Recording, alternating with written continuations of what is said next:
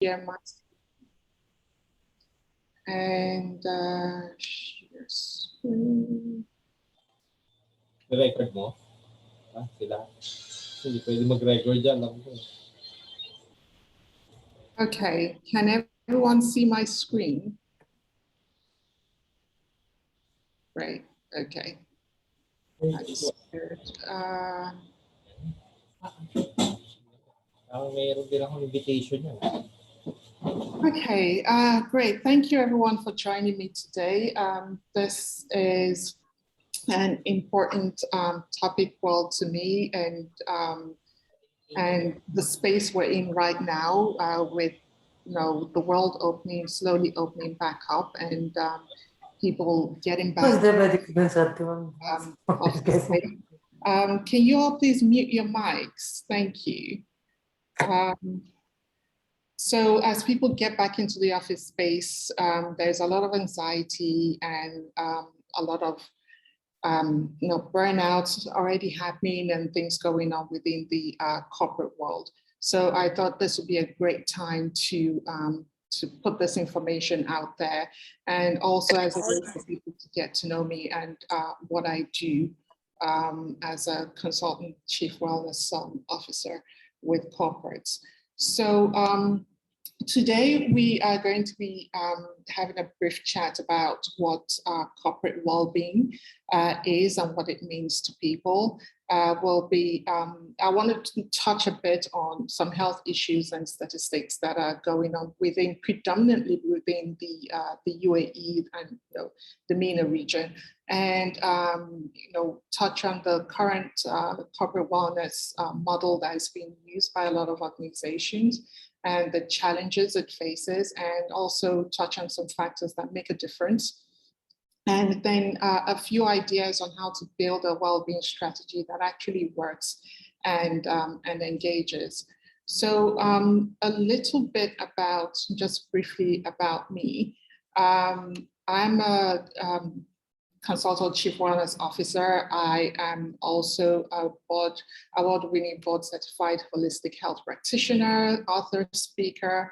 And I used to, years ago, I used to work in the IT sector. I was an IT consultant in the finance sector in London for many, many years. And I used to work for the likes of the Lloyd's of London, Bank of New York, the FCA. When I worked with the FCA, they used to be called the FSA. So that tells you how long ago that was.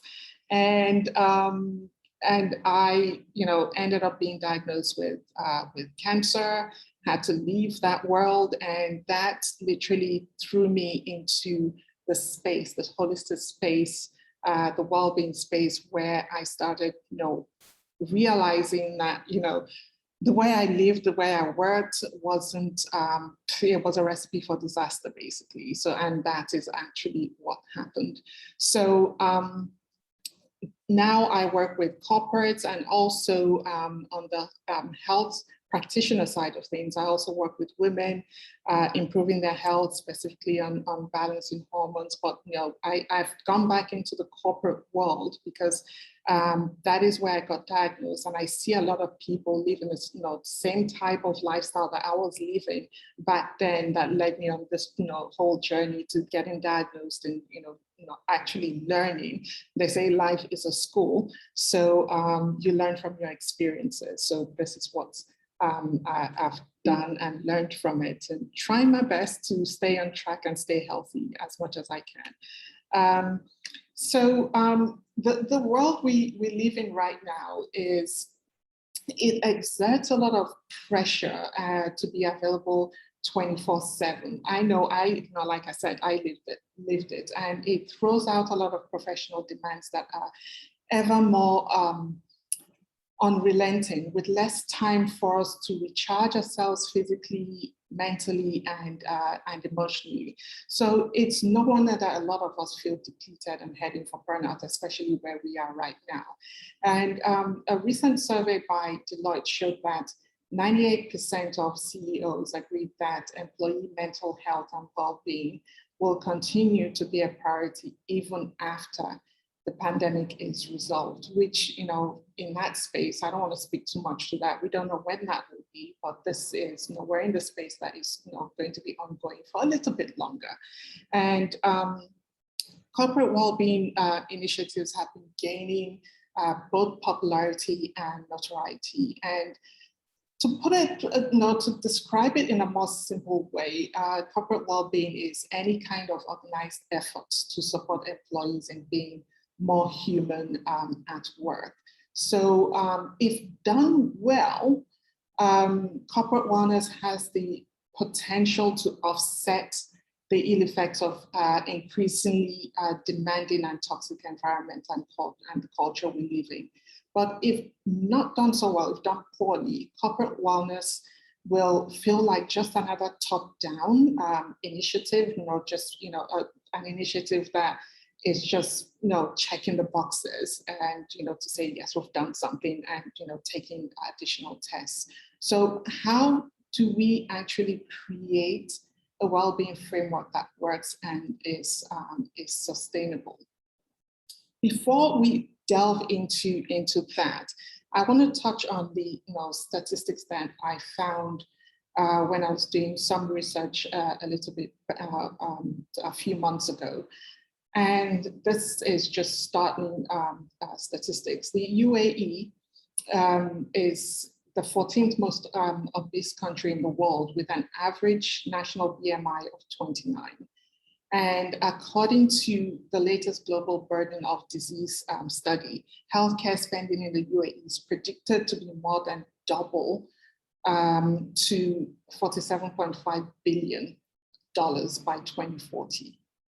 We are facing a huge tidal wave of obesity, chronic diseases and conditions, the pandemic, high levels of stress, and way too many missed opportunities for each of us to reach our full potential. And these statistics are just, you know, seriously overwhelming. Also, you know, 16.3% of the population, or 1 in 5 people between the ages of 20 and 79, has type 2 diabetes. And this is the 15th highest rate globally. Shocking. The number of people in the UAE diagnosed with diabetes is expected to double to over 2.3 million by 2045 at a significant cost to the economy, right? It's a lot of figures right there. And the final one is, you know, it's estimated that MENA regions currently spends $20 billion a year on treating diabetes and its complication. And this is forecast to increase to $37 billion. But here's the thing, the economic burden of diabetes is far greater when you include the lost working days, right? In between, as I'm going along, I will be stopping to check the chat box. So if you have any questions as we're going along, please put it in the chat box. I can't see you because I've minimized that window, so just put it in the chat box and I will pop in and answer that.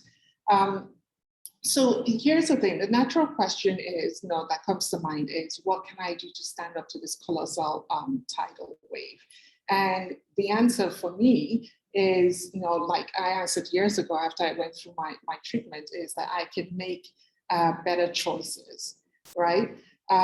With the information that I have right now, I know I can make better choices. And the fact is that the onset of these chronic diseases and conditions that we face today, the heart disease, the diabetes, the stroke, the obesity, arthritis and cancer, it could be prevented if only, you know, we each made better choices. And I'm not here to, you know, be judgmental or anything, because there's so much that we can learn and we need to know.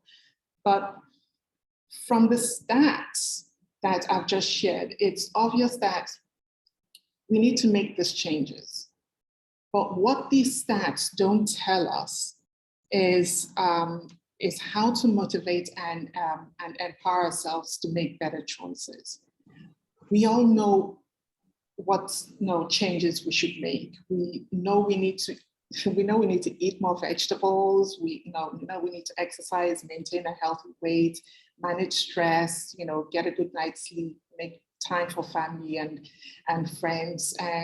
But very few of us are able to put it all into practice. And this is what is known as the knowing and doing gap. And we see it every day, right? We see this all the time and we're guilty of it ourselves, where, for example, the start of the year comes around and we all make New Year's resolutions to eat healthier, to go to the gym, to lose some weight. But here's the thing, by the end of January or the first week of February, that whole resolution, the plans becomes a distant memory.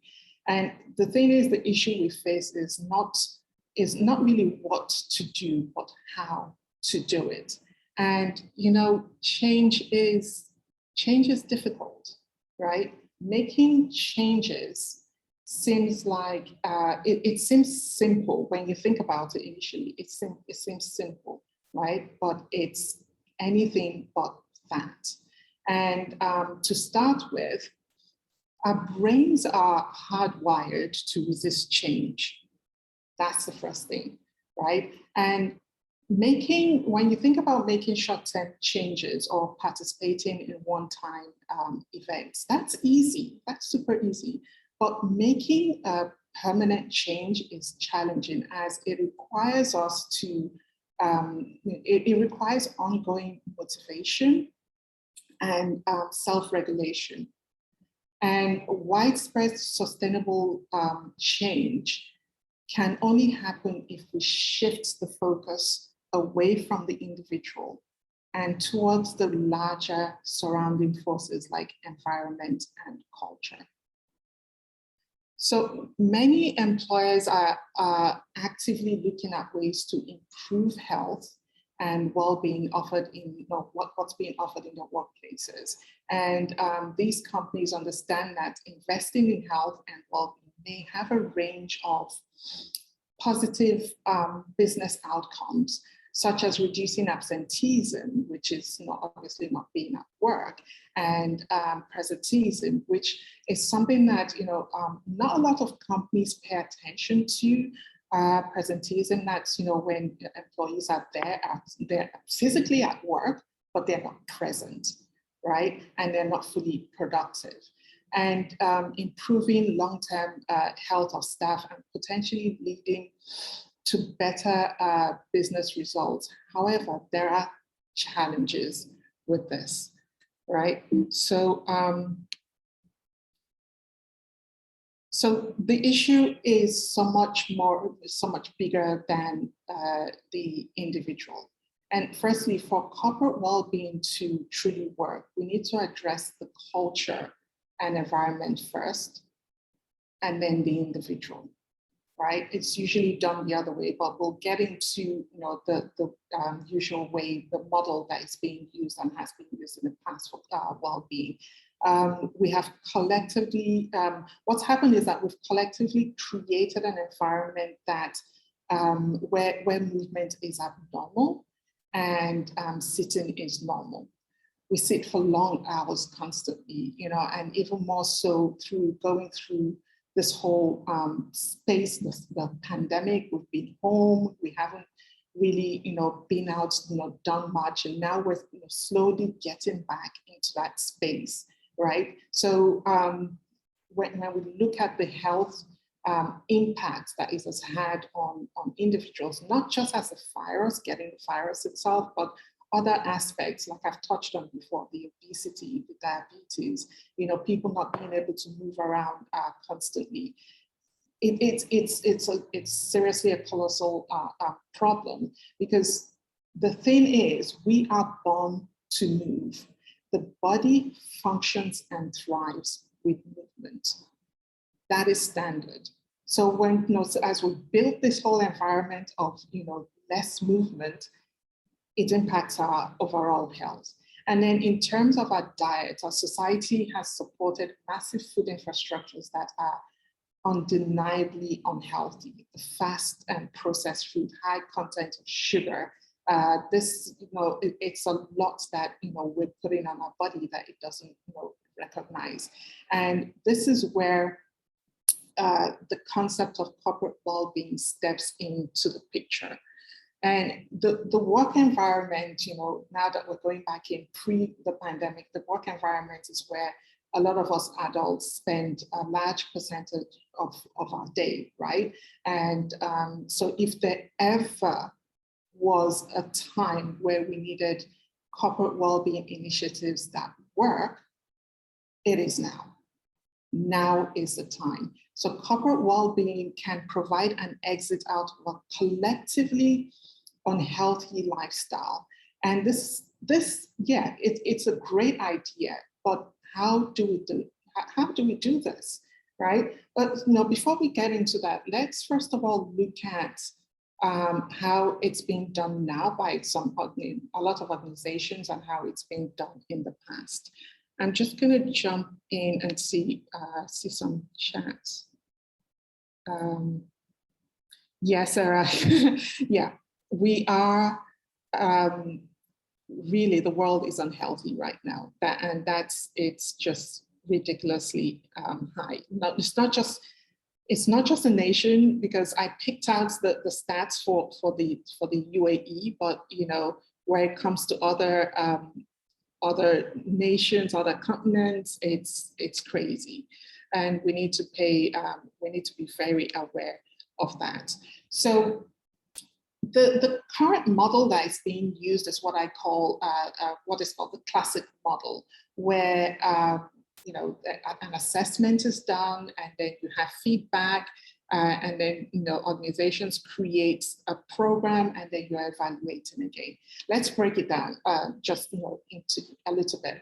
So the assessment phase provides a benchmark of typically it provides a benchmark typically of health assessments, health risk assessments, as well as biometric screenings, right? And these are used to assess the status, health risks, behaviors, and attitudes towards health, and the willingness to change, right? And then you have the feedback phase, which typically each employee receives a report from the assessment with his or her individual calculated risk score.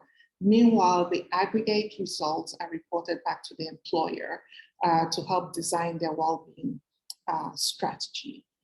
And then you have the program phase, and this includes lifestyle management programs or initiatives such as weight control programs. You have lunch and learn or on-site seminars, quit smoking programs, and you have challenges as well, such as 10K step challenges, a lot of different challenges that organizations come up with.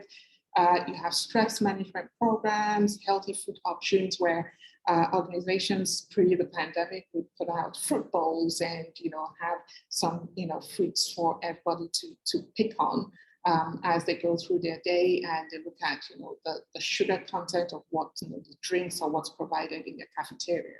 And then the other thing that they do is employee assessment programs as well.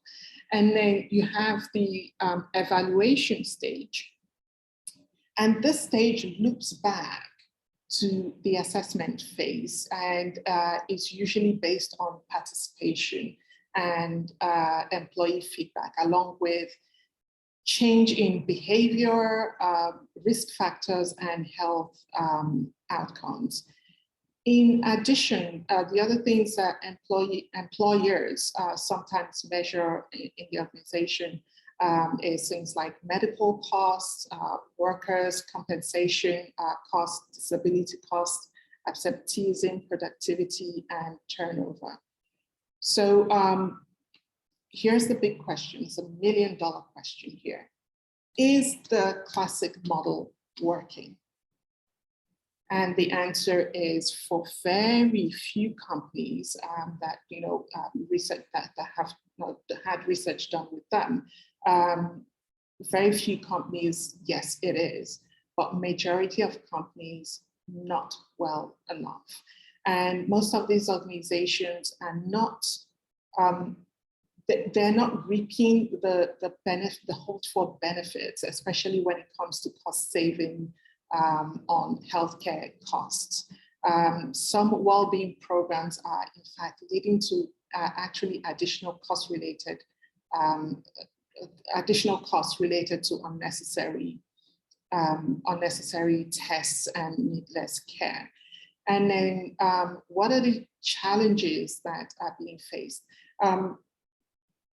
In working with corporates and HR, a lot of HR partners, what I've been hearing constantly is some of the challenges: lack of engagement, or pretty low engagement, very low participation, and leadership challenge with leadership buy-in, because a lot of the leaders might say, yeah, let's run this, but they don't necessarily buy into what well-being is all about, because most of the time because they can't quantify it, right? So just having a well-being program is not enough. And the other aspect of it is having an ill-conceived well-being program is often worse than not having one at all. And disappointingly, well-being programs, even the well-designed ones, may not actually lead to cost savings on healthcare spending. And the reality is that the potential medical savings that will be incurred from lifestyle management programs, which are the kind of activities that are typically associated with well-being, sorry, I'm letting people in as I'm talking, associated with corporate well-being, are likely too far off the future to translate into any kind of meaningful savings. I'm just going to see, I see some chats popping up, right.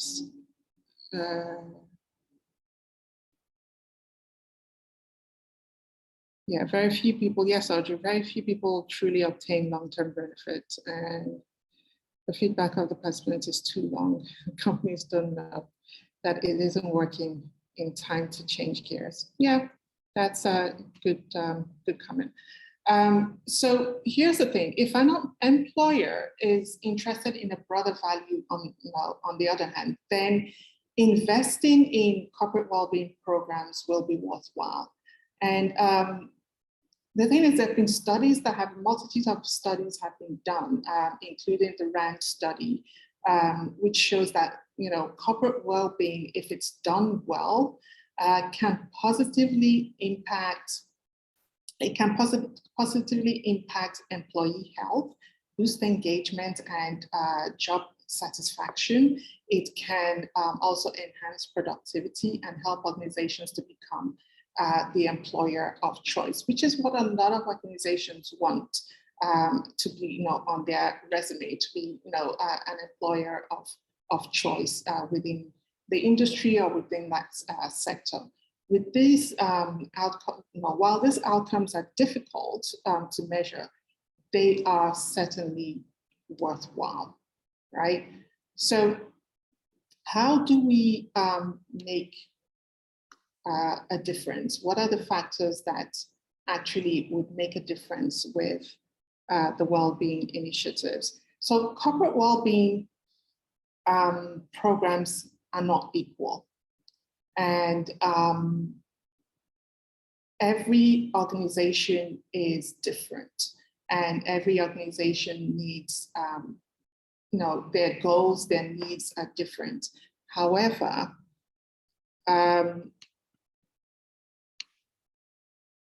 there are some universal key success factors to consider. And the first thing I touched on this earlier on as one of the challenges is leadership engagement on all levels. This is the most critical factor in determining the success of any workplace wellness initiative. all levels of leadership, from executive to middle management and to informal leaders within the organization, need to be not only supporting, but they need to actively participate in whatever initiative has been put together, and also in creating that initiative for the organization. Getting that leadership buy-in and getting that the engagement and participation, I know is something it's difficult for the HR partners on so many levels, but once you get that, which is why I tend to, when I work with organizations, I work with the leaders first, and then build that whole framework going forward with the middle management as well as the employees. Because if you have leaders that first of all, don't buy into it and are not willing to participate, you've got your work cut out for you, because it has to filter down to employees. Because once employees see that the leaders are engaged, the chances are that they will also be engaged and feel comfortable being engaged, and feel comfortable enough to talk about their well-being needs as well, because you've created that environment, you've created that culture that's open to individuals to talk about what it is that they need on a daily basis with their well-being. So the next factor is alignment. Corporate well-being strategies must be aligned with the organization's core mission and values, objectives, operations, and cultural norms, right? So this is actually instilling it as part of, this, it has to be aligned with all these values, because, to make it actually,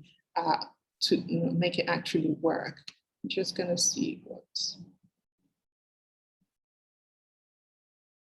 Sarah says psychological safety is so important, feeling safe to ask for what you need. Yes, exactly.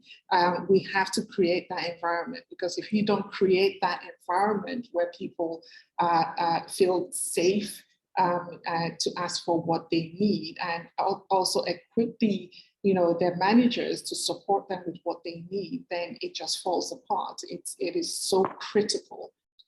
So critical. I can't stress this enough. Thank you, Sarah, for adding to that. Okay, where's my notes gone? Right. Okay. So the third factor is creating opportunities for engagement. Employees need to feel like there are opportunities to engage in terms of time, accessibility, and perceived sense of permission. So they need to feel that connection and that space to really engage, and not just on the surface, but really engage to really get what they need out of the support the organization is providing. Then leveraging existing resources. Existing resources are constantly underutilized in a lot of organizations, especially those through an employer's health plan. Organizations who have built effective wellness programs are good at leveraging both internal and external partners and resources. So we have to make employees aware of what resources are available to them, so they can utilize these resources rather than have it there. Because take for example EAP's employee assistance programs. What I hear constantly from a lot of employers is that their employees don't necessarily utilize them for several different reasons. Some of them, one reason I've heard is that they don't feel safe using the program, because they think it might be used against them in their appraisal or something. So they need to feel, going back to feeling that sense of safety within the organization to utilize the tools or the programs or the resources that the organization actually provides, to its employees. They have to be aware of it and also feel that sense of safety to use it. And then the next factor is communication and messaging. And this is vital for the success of any corporate well-being program, and it needs to filter through multiple avenues. If done well, strong communication can serve as a powerful motivator and can also reduce an organization's dependency on incentives to encourage participation. Because this is something that I've seen quite a lot of, occur quite a bit in organizations where, the organization would incentivize the employees to use certain, resources that are available to them, which, this is for their benefit. There is no need to incentivize them. But the thing is, if you communicate and properly and the message is clear in what the benefits are and what the outcome would be if they utilize these resources, then they really wouldn't have to incentivize their employees to utilize the services that are available. And then the next thing is, continuous evaluation, engaging in ongoing assessments in an effort to improve can lead to higher levels of success, okay? Even if the evaluations are informal.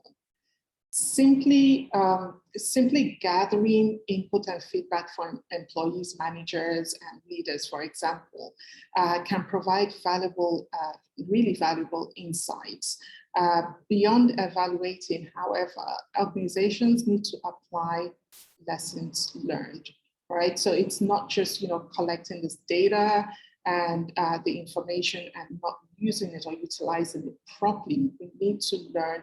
If you're going through assessments at the beginning of any well-being program, and then down the line, 6 months down the line, after you've put in some initiatives and some programs, and then you assess again, you need to, what is the difference? What has changed and what hasn't changed? What have we learned? What are we learning? What do we need to do going forward, right? To make the changes that are still needed to support the employees going forward. So this is key in creating a well-being program that actually works. And then the other thing is, the program in itself needs to be excellent and something that people do actually want to engage in. Not something that they have to participate in, because if they have to participate in it, they're not engaged, that's for sure. And too often programming, which is the doing part of corporate well-being, gets the short end of the stick. Far more resources are going towards incentives rather than towards creating top-notch initiatives. So this needs to be addressed and needs to be paid attention to. I'm just checking to see if there are any comments. If you do have any comments or questions, please feel free to pop it in the chat box so that I can answer them. I will be checking periodically. So moving forward then, and how do we create this? Moving forward and ensuring that corporate well-being does work and is really a matter of looking at the bigger picture going forward. Corporate well-being is much broader than the classic model would actually suggest. So how do we get started on this? So first of all, before I carry on with this, I want to find out from those of you on here that do work with corporates. I don't know how many of you work with corporates. What sort of model do you use as part of the well-being program in your organization? Is it, I'm going to stop sharing for, go to that. Anybody, you know, what's the model that do you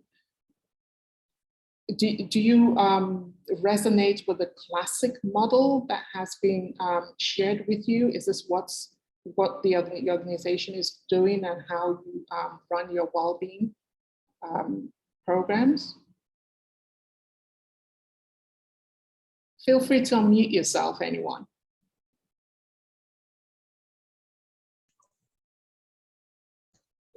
We don't have in my company any well-being program. Sorry for that.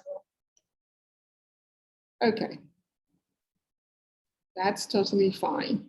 I know there are some organizations that actually just starting with well-being, you know, programs and initiatives, and you know, also wondering how to start, what they can do going forward. So that's totally fine, and we're in a space where all this is new to some organizations, but to bigger organizations, it might not be new, so they're using different tools. Anybody else want to share what they are doing within their organization? Is it classic model the usual model that you use?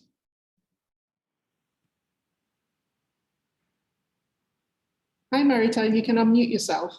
Hi there, Gloria. I think it's maybe something a lot of people don't yet recognize as structured. In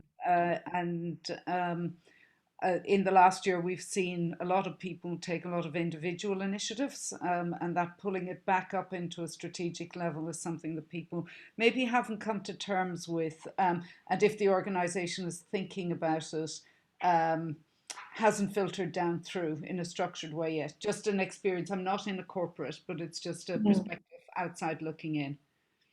Yeah. And yes, Marita, you're in the best position to see what's going on from the outside looking in, aren't you? So, yeah.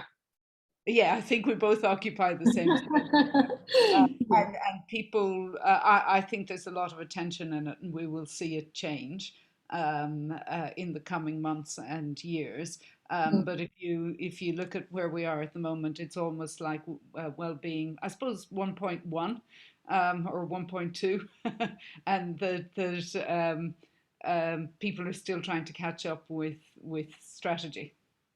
Yeah, that is so true. A lot of companies try different approaches, but maybe they don't put it under the umbrella of, okay, this is a classic model that most organizations are using.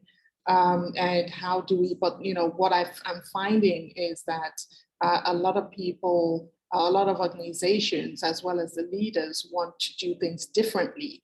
Perhaps because of the space we're in and what we've had to go through in the last year. But yeah, the space is open for us for that change to take place, and to create a stronger foundation on the well-being, and every other aspect, every other resource comes in on top of it as an additional bonus to what has been created going forward. Okay, so so how do we create a well-being strategy that works, and focusing on the bigger picture? I've got a couple of ideas of how to do it. First idea is to shift the conversation from a focus of just the physical risk factors like the weight and blood pressure and health behaviors, like what we eat, how we sleep, how we move, to a more holistic sense of well-being and living with vitality. Ultimately, what matters and what is more immediately meaningful to people is quality of life, right? A lot of people are really taking that serious approach to the quality of life, how they live their lives, what they do, and I guess it's being pushed out there. It's more in the awareness is there now, more so now after the whole pandemic issue and people having that space to actually stop and think about how they live their lives and what they're doing and how they're spending their time, where they're spending their time. So they've had that time to actually look at what they've been doing in the past and how they want to, or what they want to do going forward. And creating a life that matters includes a range of elements, such as you see on the diagram here, the physical, social, spiritual, environmental, financial, occupational, emotional, and intellectual. These are the elements of well-being. One thing that's not element that's missing off of there is cultural. So I would make that 9. I didn't have time to make it 9, but I will make it 9 elements of well-being out there. Sarah says it can also help to have the organization define well-being as specific to them. Yeah, exactly. Yeah, shifting the conversation in that manner is one great idea to actually start to build that foundation that is so needed to create that well-being space that works. And then for well-being to work, make corporate well-being more than a single program, right? Instead of thinking about infusing, just think of infusing well-being into every aspect of the organization. According to, I did some research. There is this organization, it's a not-for-profit organization called RAND. It's an acronym for research and development. And from their study, they say workplaces that train their line managers, by providing them with the tools that they need to support their team members, their employees, report higher participation in health and well-being intervention. And secondly, employers that report on the health and well-being of staff internally and externally show higher participation among employees. So this indicates that culture change in the workplace can be driven by making health and well-being a business priority, reporting on it, discussing it at board level, and empowering managers as well. Also incorporating wellness into business objectives and core values, discussing it at meetings, from staff meetings to executive and annual planning meetings and team-based retreats, making wellness a part of performance reviews and building well-being into individual career planning and goal setting. So in short, it's just making wellness a regular part of the organization's practices and policies and norms. It has to be built into the culture and intentionally designed into the environment. So your goal for everyone in the organization is to live and breathe wellness, from the administrative assistant to the CEO, not leaving anybody out of it. So that creates that foundation that is needed. It's creating that safe space, like Sarah said before, for people to talk about well-being needs and to have it in every aspect of what the organization is about and the individuals are about as well, into their lives, make it part of their lifestyle, not just, not separating it. We see now that we cannot separate work and life, home life. It's all, intertwined together. It's not separate at all. So the other idea is to stretch the boundaries. Here's the thing. Any organization of any size, in any industry, in any part of the world, can benefit from corporate well-being initiatives that really work. Whether you're a tech startup or Fortune 500 company or manufacturing plant or logistics company in any part of the world, your organization can benefit from corporate well-being initiative that works, right? And when it works and engages is worth the time and commitment and investment. So generally speaking, what tends to happen is that smaller organizations have, they do have the disadvantage of smaller budgets than the larger organizations, right? But the advantage for them is that they have greater agility to create new policies and shift the culture, right? So just highlighting that, especially for companies, smaller companies that think that, oh, we don't have the budget or, to do what they need to do. But, the advantage there is that whatever they do, because they're a small organization, they can create new policies and shift the culture. So while there are differences, there are also universal factors that apply across all the organizations. And the thing is, we do face a lot of challenges, especially now. And in order to overcome these hurdles, we need to continue to evolve, innovate, and share best practices across organizations. And having another program is not necessarily going to solve the dilemma we are facing of behavioral change. It needs to be much bigger. And for corporate well-being to work, it actually needs to be a movement. It needs to be a movement that captivates the hearts and minds of leaders, managers, and employees.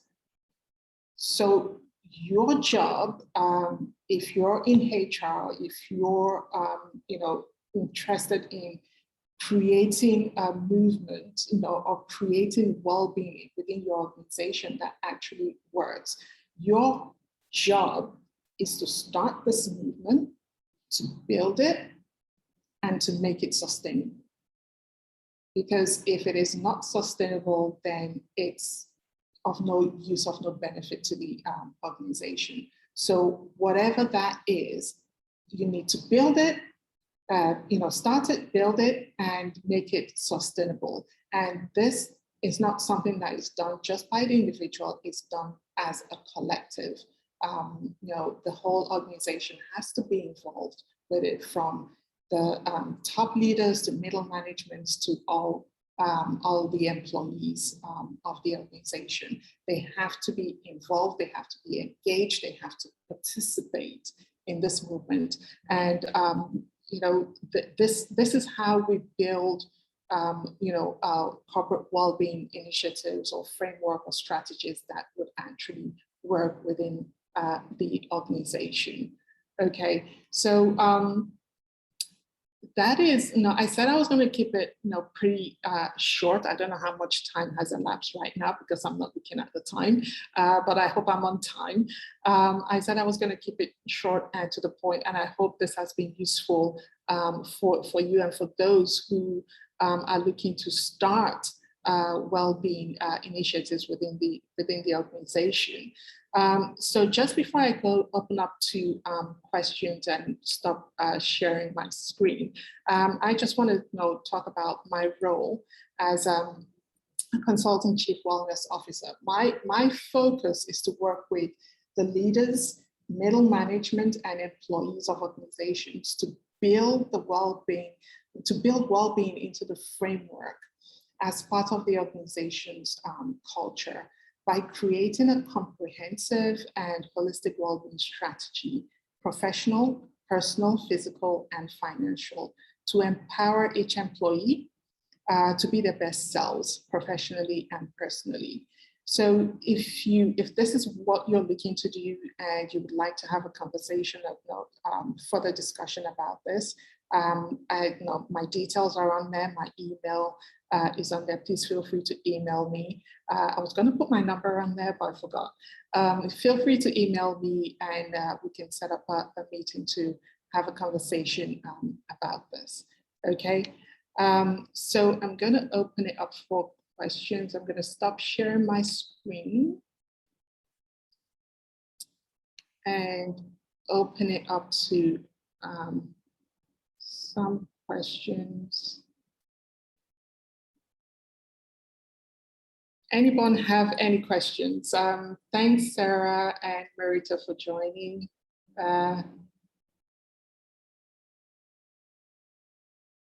Great, Nilanchana. No, feel free to email me.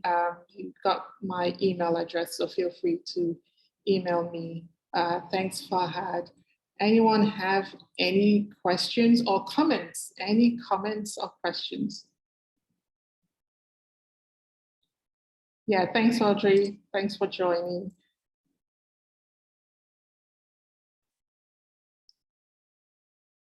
Yeah, thank you. Any questions or comments? Okay, it looks like no questions or comments. I hope I haven't shocked everyone with the stats, because this is just reality. This is the space that we're in, and we can do a lot to make the changes that are needed going forward. So, like I said before, if you would like to implement some the strategy, a well-being strategy within your organization, and need to have further discussions about it, please feel free to connect with me, send me an email, and I will be happy to have a conversation with you. If there are no more questions or comments, thanks, Anada, for joining, and you stay safe as well. All right, great. Thank you so much for joining me, and hope to see you all soon and stay connected with you. All right, stay safe, everyone. Thank you. Take care. Thank you very much. Thanks, Gloria. See you. All right, thanks. Bye.